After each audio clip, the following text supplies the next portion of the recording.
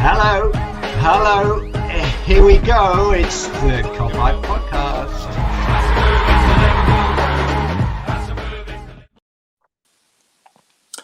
What is happening, everyone? Welcome back to another Copite Podcast. And have a little chat about the recent news that we haven't had a chance to talk about yet. But I'm Mick. I'm joined by Paul Smith once again. And I was just talking to Paul before we started about this is his second appearance on the pod, but his first one was back in January 2019, and I just thought that's mental. Like, that was a month after we first done our first ever one back in December 2018. I think when we were in the John Moore's booths, and it was me, you, and Matt, weren't it? Just having a little cozy chat in one of the booths.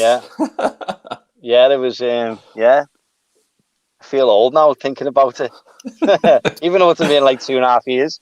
But no, it was good to be invited on the show. As you said before, it was only like a month in, and to be one of the first ones to come on, and wow, it's grown a lot, and some of the people that you've had on has just been tremendous, and we've had opportunities to come on, haven't I? And just unfortunately we haven't been able to do it, but here we are. But we're here now, lads. So yeah, this is your second. So once you've got one more, you get your Copite flyaway sent direct to your house, autographed and all, me and Jay, just for the future in case we. Don't forget Matt. We've got to get Matt. We've got to get Matt's signature on that. And he's in Gibraltar. He's in Gibraltar now, so that'll cost me about 15 quid sending it to him. Like, so I don't know. I'll see. Tell him to send it then. Get him to sign it first. So good idea. But we're here anyway to have a little chat about the recent Reds news, and I was having a look, and there's quite a bit that we need to get through here that we haven't managed to talk about yet. So I just thought we'd start with the most recent, which is what came out today, which is a tweet by James Pearce, and this is about Harry Wilson and an official approach made by Benfica. And obviously we don't know what price that was, but it looks like they were put off by the 15 million euros asking price. And then he goes on to say that Brentford and West Brom are also interested in him. This is a bit of a mad one, isn't it, Paul, in terms of Benfica being interested? I could understand like Premier League clubs or Championship clubs or whoever, but I mean that's a bit of a strange one. But if we manage to get that 12 or 13 million pounds for a player who's played 2 games and had 5 loan deals over the past 5 years, that's a good deal for us, isn't it? Yeah, I think someone pointed out on Twitter before, I'm not sure who it was, and said it's like £2 million a year for when Harry goes out on loan. So it's a year, so £2 million a year. So if he's been out 5 years, there's £10 million straight in the bank. But we've had some good connections with Portuguese clubs over the past few years, haven't we? And I know Klopp's a big admirer of the Portuguese league. I think he commented on that, or he pointed on that not long ago in an interview. So maybe there's some kind of little business that he might be thinking about doing with Benfica if they're saying, "Oh, we want 15 million for them," and maybe there's a player there or something that might be of interest to him, which would make it a good deal. But yeah, for Harry, it's a shame because he's a good player and he's had some really good opportunities in Cardiff, and he's done really well at. And it's that step up, isn't it, from the Championship into the Premier League that he has never had any joy in doing. So but Mike Edwards, as we know, is a genius when it comes to offloading these players. The Brewster one was absolutely unbelievable. But if you got £15 million for him or anything close to it, yeah, it would be another good deal for us. Yeah, definitely. Yeah, I think it just pales into insignificance a little bit when you see the likes of Man City like throwing 100 million at Jack Grealish and 100 million at Harry Kane, and we're like not scrimping, but like trying to like squeeze money out of these like squad players. But I think people are using the like Man City's like wealth as a bat to beat FSG with, which I don't think is the right approach really, because we're not that type of club of just shelling out money, are we? And we don't want to be that club, do we? Obviously, we want to spend a lot of money to make the squad better, but we still want to be a running business that isn't just completely throwing a load of cash everywhere, because we're not that type of club, are we? And I don't think we want to be. No, we're never going to have the owners have actually not in so many words actually said it, but you can just see the way they are, that they'll never ever be that kind of club. Owners and to do that kind of business. They'll always look for the younger generation and get the most out of the money that they're going to be spending. Because as you said, we're not the kind of club who're going to go and spend 100 million on Jack Grealish, who's, even though he's 25, you're going to get about 7 years out of him, maybe something like that. Harry Kane, 27, 100 million on him. I just we're not that kind of club to do it. Even though what did we spend on Thiago? I don't know. I'm not sure what the price was. Around the 30 mark, was it?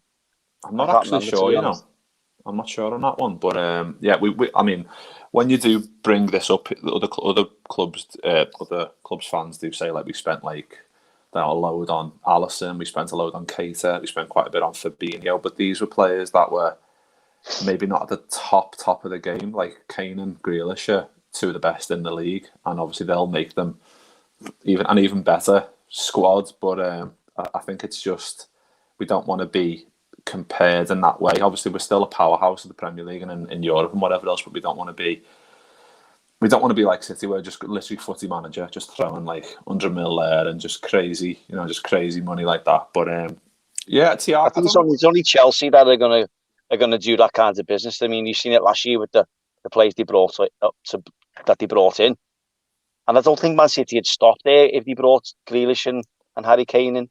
I think they would.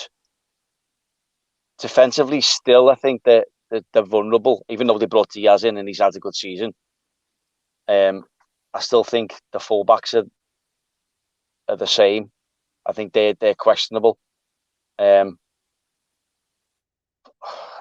it's where do you go from there though? That's the who's the next in line after Harry Kane and Grealish on the money part. It's just I don't get it.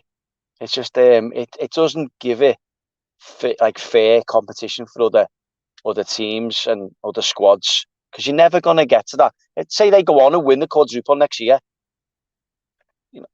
What's going to stop them from doing it the year after? Then everyone's going to try and have to compete with spending. Then the likes of United and City and Liverpool, I mean Chelsea and Liverpool and Tottenham and Arsenal, they're all going to have to try and raise the revenue just to buy these kinds of players, or sell their biggest assets to try and bring in someone who's a little bit younger. And it's just an unfair playing field for me, and it's only going to get worse, isn't it?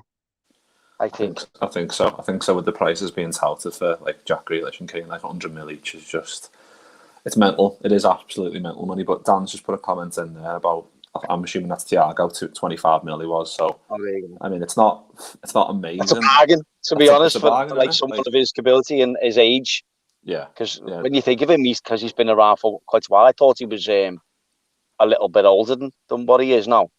But yeah, he's just can't wait to see him in a full season ahead for the Reds. Like, yeah, definitely. That's the dream next year, with everyone, with all the defence back and the midfield stacked as well. That's going to be, I have to look forward to that one. But Chris just put a comment in there. All right, gents, where is my mate Jay?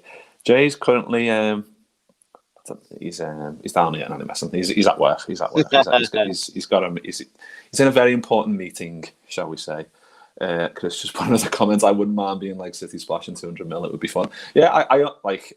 Don't get me wrong. Me and Paul are not going to sit here and go, 200 million. Fuck that. We don't want Liverpool to spend 200 million. I think it's just it's trying to make it an even playing field. Like we sold Coutinho and we signed Van Dijk and Alisson with that money. It's that type of model which I think FSG, they're never going to change, are they, Paul, from being that type of club anyway. So and we, yeah, I know we've splashed the cash, but we've always like kind of sold players as well, and been, like you said, Mickey Edwards is a fucking genius. The kind of accrue the money that he is getting from these other players. Like we're going to come on to Nat Phillips and Neco Williams in a bit, but the likes of those that put a little pot together to then sign a player and one that we know, obviously from previous experience from Klopp and Edwards signings, that they're going to be good and they're going to be for the future as well, rather than just for the here and now, because we don't tend to sign players for the here and now. Like obviously Thiago was probably the only outlier in that regard, that he was ready-made to come in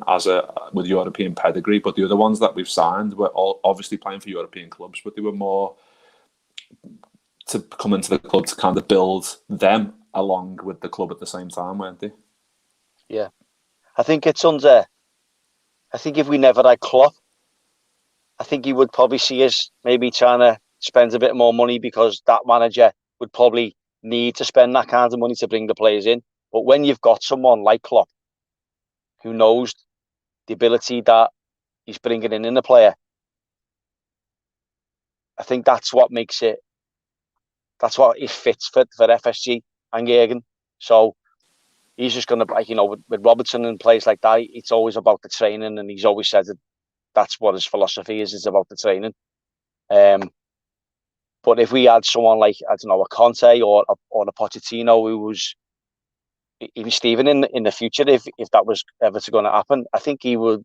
Them kinds of managers probably say, "Oh, I need this kind of money because I want that player."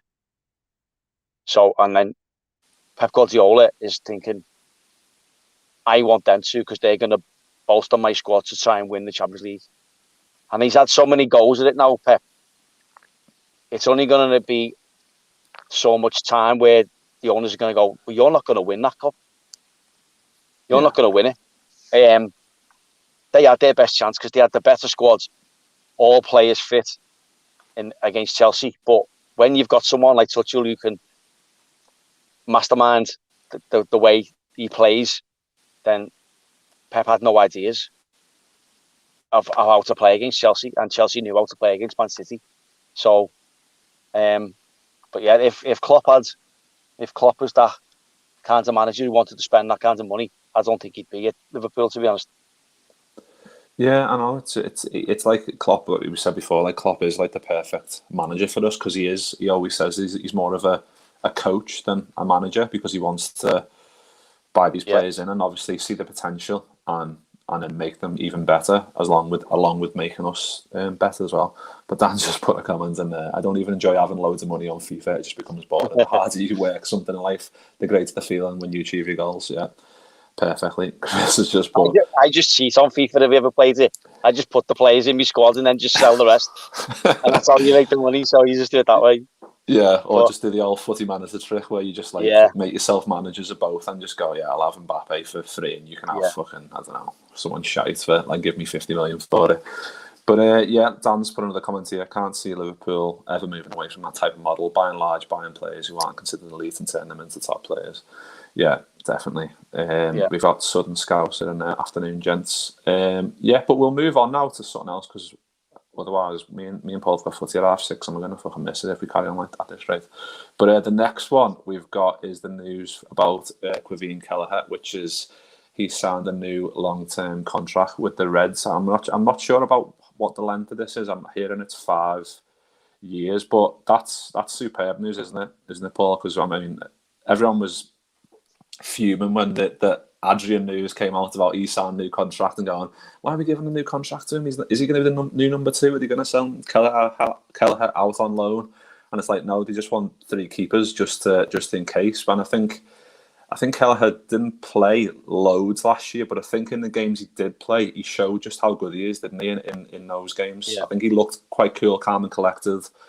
The ball at his feet, I thought he was potentially even better than Alisson, and that's saying a lot. I thought he was that good with the ball. Like, he never wasted it, and the touch and just like had a bit of an air about him, which when we'd seen him previously before that, he didn't quite have, maybe because he weren't as experienced or he was a bit more nervous or whatever else. But I think having him as number 2, I've got no concerns about having him as that. Are you?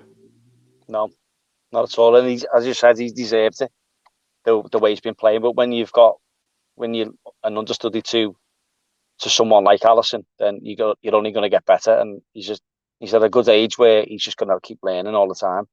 I feel sorry for Adrian, to be honest. The abuse he got, he's part of the club, so you just have to get on with it. I mean, if he was to go and then we brought someone else in, or like I think the kid in reserves was maybe on the verge of maybe moving up, and then I think if he would have moved up now, I think Adrian would have went.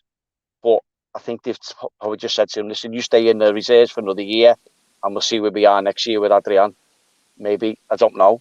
Yeah, I think the other fella's what's his name? Peter Luger, isn't it? The one from Brazil. I think obviously I think he's only a young kid, so it doesn't make sense to throw him in this early. And like you said, keeping Adrian on for as long as we can as a third option. If he's happy with that, then it's better to have the option than not the option in it. Really, that's the point. Yeah, of course he's not going to want to leave a club like Liverpool where he's on a couple of grand a week, and then if he leaves, who's going to take him on?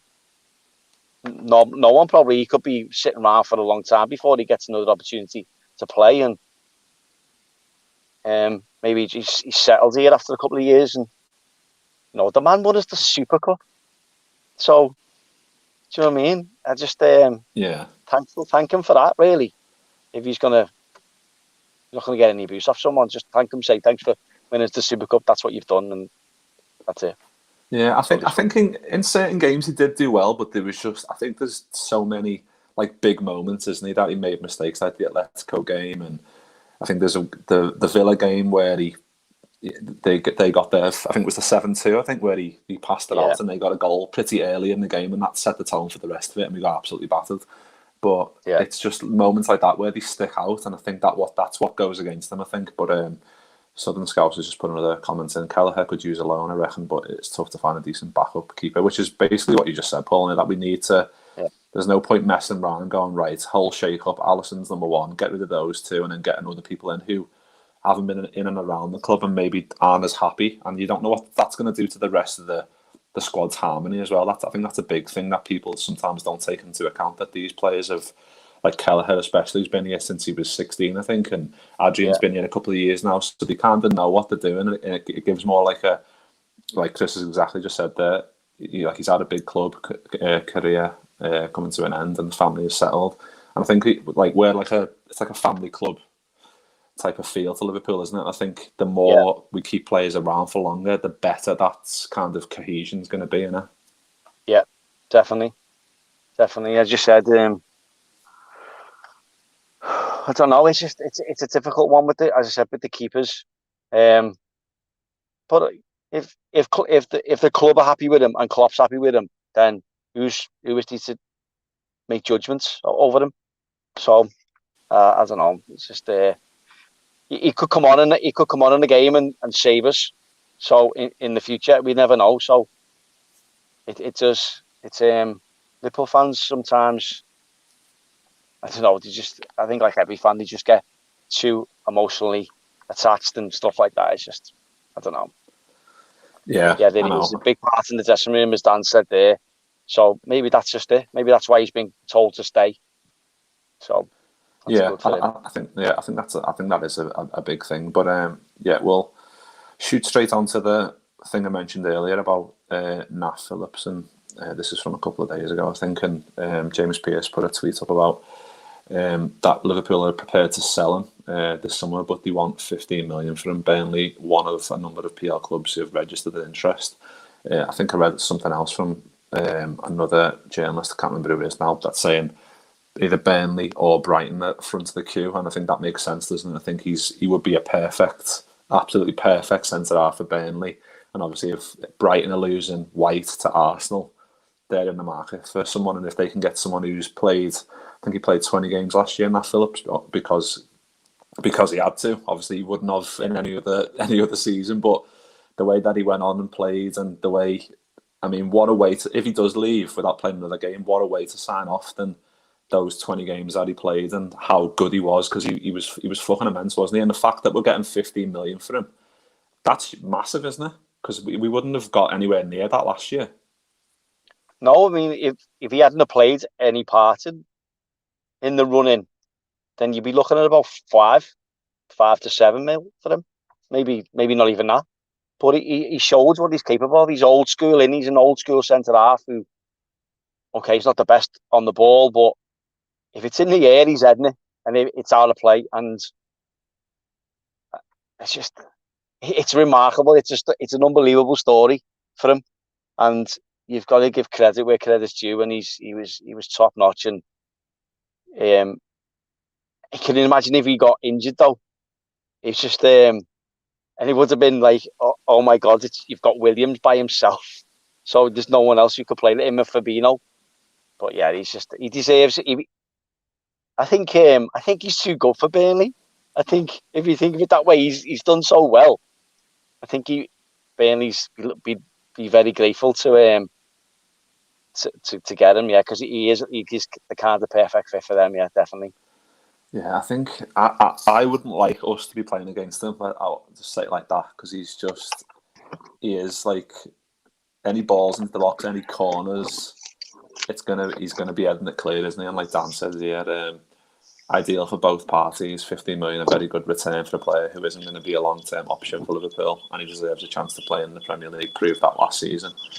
I think he summed it up perfectly there, really. I'll just keep talking, lad, while you go on a run. I'm going to. My data's things just come up on my phone saying they've got like one thing of data, so I'm gonna have to go stand or go to the house so I can get my Wi-Fi back on. It'll come on in a sec. No worries. I prefer to do that than me just like be by yourself, chatting on my own. Yeah.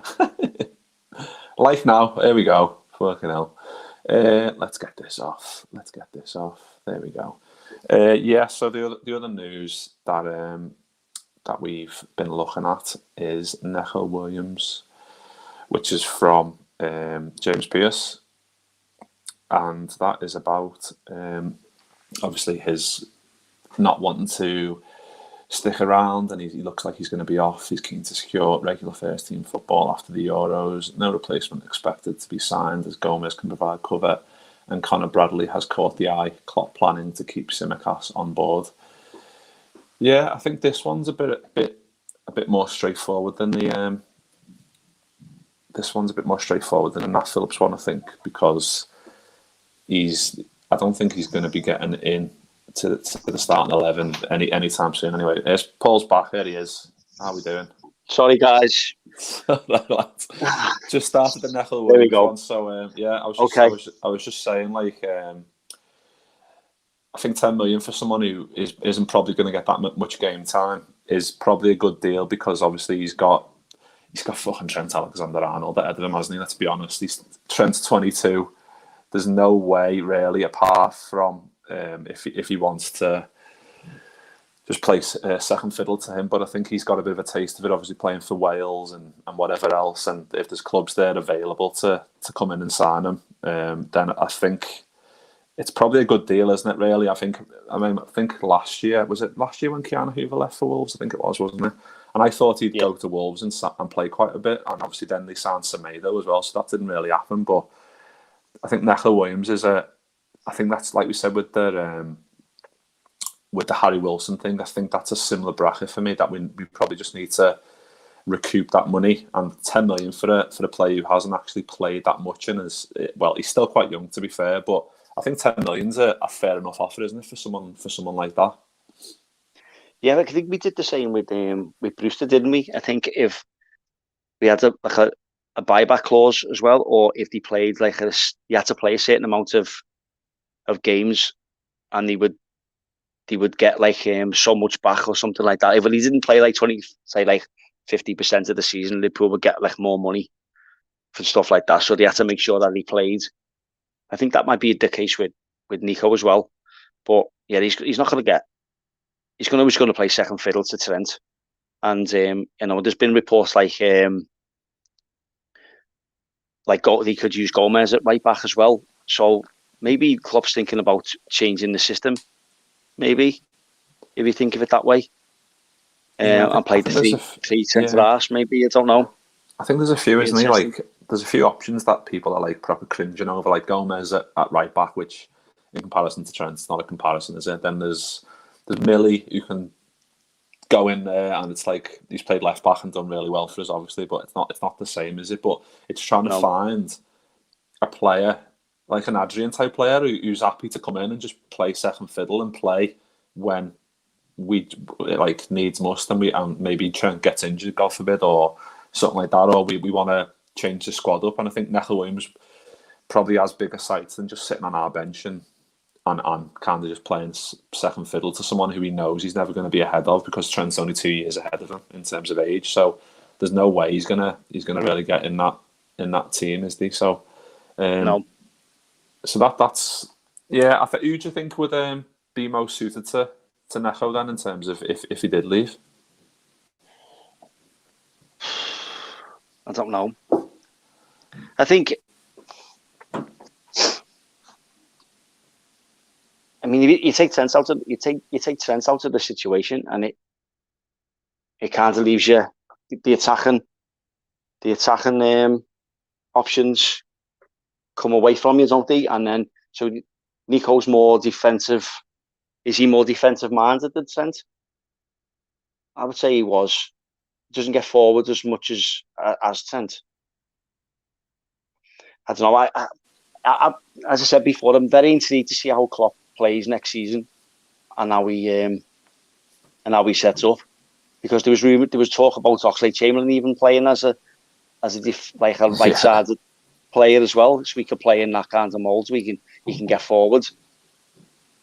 I think that side is going to be difficult for Jurgen. I mean, the left side is a bit more easy because, as you said, Milner can play there and Robertson can play there, and he's still got Tsimikas. But if he goes as well, there's rumours about he might go as well. So it is a difficult situation, isn't it, for as the fullbacks go? I mean, we're not going to be like Pep and spend 50 million on two more fullbacks who could just slot in. We haven't got a fucking unless he's got someone in mind who's playing in the reserves. I've not heard anything in that sense, but maybe he might just bring someone in who's a bit more versatile, who can play both sides. I don't know. Yeah, I think Dan makes a good point here. Like, people say we can't lose Neco because our fullbacks are important to the system. Neco can't replicate what Trent does, play a more defensive right back at times. And we could play an attacking midfield. Yeah, I think that is probably what we could. Yeah, is a very good option, because obviously with the introduction of Thiago last year, we were maybe going through midfield a bit more with his obviously passing abilities fucking out of this world, isn't it? So we can rely on that a little bit more if we do need to change Trent up for someone, whoever that might be. I think someone's just said, some scouts have just said in the comments there, Dumfries from PSV. But it's just trying to figure out if these players are happy to come in and kind of just play second fiddle to the best fullback in the world, in my opinion. I think Dan's just said there, it's a catch-22. Trent's our most important player in terms of creativity, so we need good backup. But no one wants to play second fiddle because they know they're not getting a game unless he's injured. I think that's pretty much what we've just said, and I think we need to be quite careful in terms of who we target and who we don't, and whether, even if we don't, and he wants to play Gomez or Milner there, then the midfield needs to be maybe a bit more bolstered in terms of creativity going forward to kind of, like Dan says, he is our most creative player. So when he's not there, we need to kind of make up for that with more of a midfield attacking flair, maybe. Yeah. That of course that makes actually, it's a no-brainer, isn't it?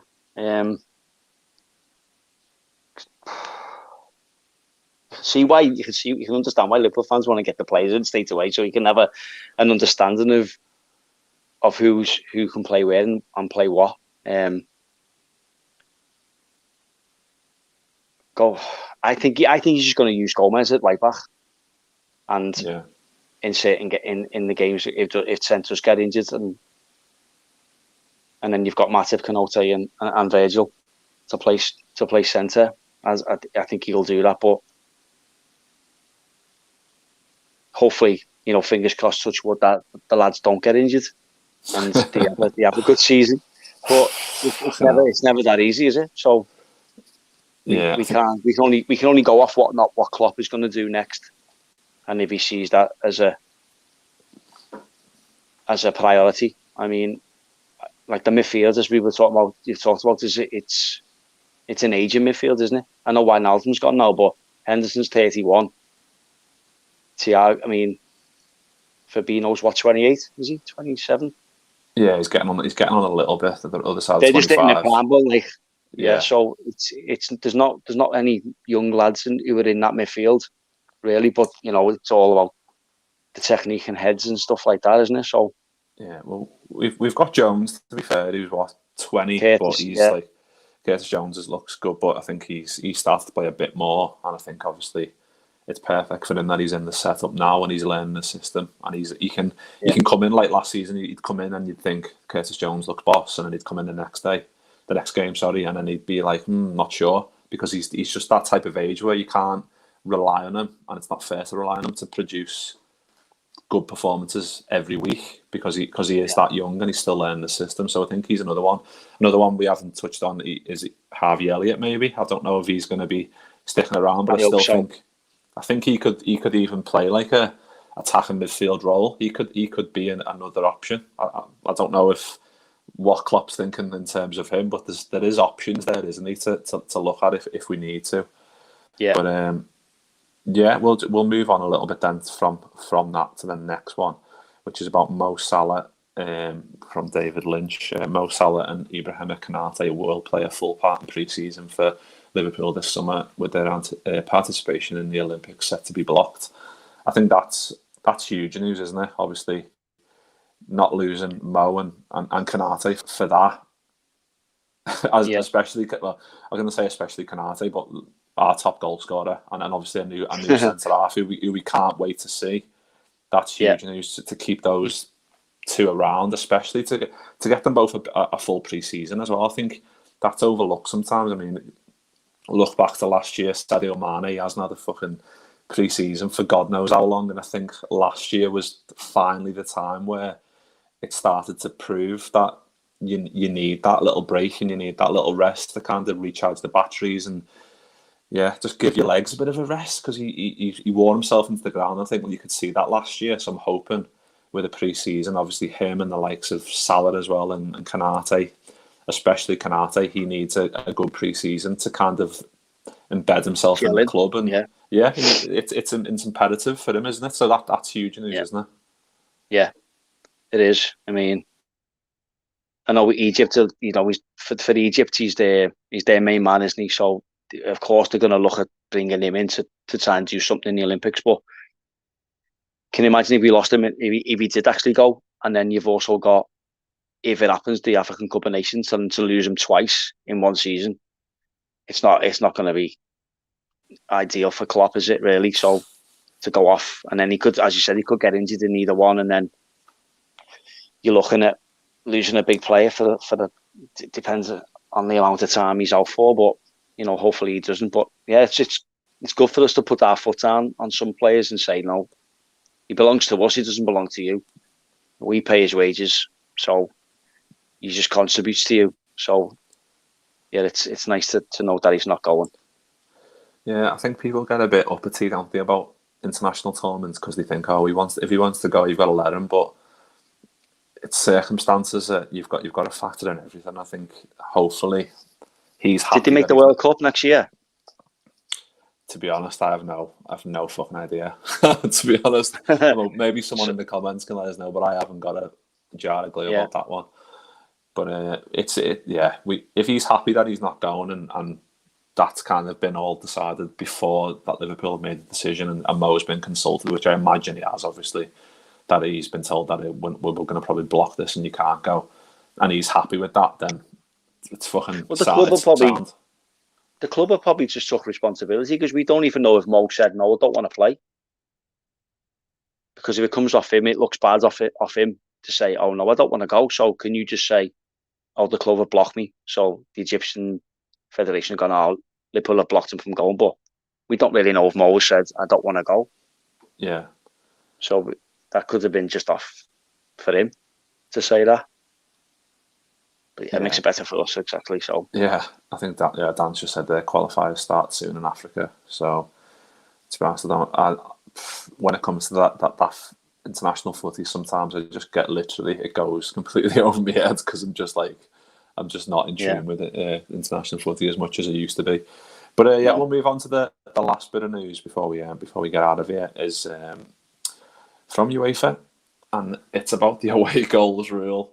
It'll be removed from all club competitions from next year. Ties in which the two teams score the same number of goals over two legs will now have two 15-minute periods of extra time, and if required, penos. What do you make of that, Paul? Man City's fault. It's happened to them like on so many occasions where a goal hasn't gone in for them, and I blame Man City. I think it's Man City's fault. I think they've had a little backhander to the UEFA and said, "Listen, just scrap this away goal." So, it's always been tradition right the way through the whole. How long's it been in the system? I know they change a lot of stuff all the time. Yeah, it's been a while. The away goals, like I think it's probably going back 70s or whatever, something like that, where it actually started, it just makes the ties a bit more interesting. You know, I think Barcelona. If we score 5, they've got to score 1. So it's just like that, isn't it? Yeah. Well, there's obviously two extremes, which I had a look earlier. Obviously the good extreme for us was beating Barca at the Nou Camp 2-1, but then they beat us at Anfield 1-0. So we still went through at 2-2 back in 2007. But then you look at, I think it was 2009, 2010, where Diego Forlan scored like in the 102nd minute in extra time in the Europa League semi-final, and we got knocked out. Yeah. But like it hurt at the time, but you know that that's the rule. So like you should have some benefit. There should be some advantage from scoring away goals because you're scoring them at not in your own ground. So they should be that should hold some weight. So that actually like finally coming to an end. It is a bit shit, isn't it? Really, I just don't understand that one. Exactly. I mean, imagine like you got through to the final and all your games got played into extra time and penalties. You might as well have played like another 4 games. So it's just more added game time, and then going into a World Cup year where there's going to be, as I said, qualifiers for players right the way through in all competitions. It's just more games and more time, more recovery time for the lads and that. So it's a bit strange, but I still blame Man City. I might retitle this pod, just call it fucking blame Man City. Like blame Man City. It's like South Park blame Canada. We'll just put it blame Man City. Yeah. But nice one, Paul. We'll leave it there. Done 40 minutes there. But okay. Nice one to Paul. Go and give him a follow on Twitter. I think you can see on the bottom there on the little ticker. If you have a look there, you can see his Twitter handle. So go and give him a follow on there. Nice one to everyone for the comments. You've been smashing it there.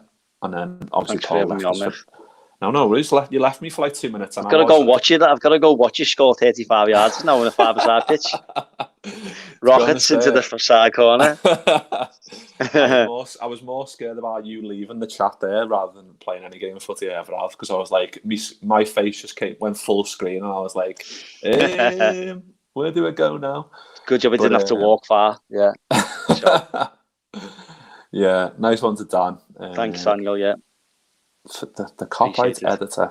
But we'll. I don't know when we'll be back. I'm going to try and just do some random ones whenever there's some kind of Liverpool news. So, if you haven't checked out, I'm giving Jay another plug. If you haven't checked out Jay's Burger video about the cop-out origins, about the story of Paddy Burger, it is boss, to be fair, and Paddy Burger himself sent him a message saying that he loves it as well. So that's just class. So fair play to him. But so go and have to get on to Luis Garcia now, Mick.